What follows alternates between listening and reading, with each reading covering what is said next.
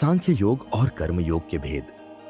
अर्जुन ने कहा, हे कृष्ण, कभी आप संन्यास माध्यम से कर्म करने की और कभी निष्काम माध्यम से कर्म करने की प्रशंसा करते हैं। इन दोनों में से एक जो आपके द्वारा निश्चित किया हुआ हो और जो परम कल्याणकारी हो, उसे मेरे लिए कहिए। श्री भगवान ने कहा, संन्यास माध्यम से किया जाने वाला कर्म और निष्काम माध्यम से किया जाने वाला कर्म, ये दोनों ही परम श्रेय को दिलाने वाला है, परंतु सांख्य योग की अपेक्षा निष्काम कर्म योग श्रेष्ठ है। हे महाबाहु, जो मनुष्य न तो किसी से घृणा करता है और न ही किसी की इच्छा करता है, वह सदा सन्यासी ही समझने योग्य है, क्योंकि ऐसा मनुष्य राग द्वेष आदि सभी द्वंद्वों को त्याग कर सुखपूर्वक संसार बंधन से मुक्त हो जाता है।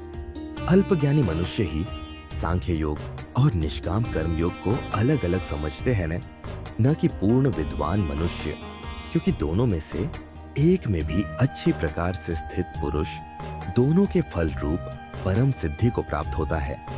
जो ज्ञान योगियों द्वारा प्राप्त किया जाता है, वही निष्काम कर्म योगियों को भी प्राप्त होता है। इसलिए जो मनुष्य सांख्य योग और निष्काम कर्म योग दोनों को फल की दृष्टि से एक देखता है, वही वास्तविक सत्य को देख पाता है।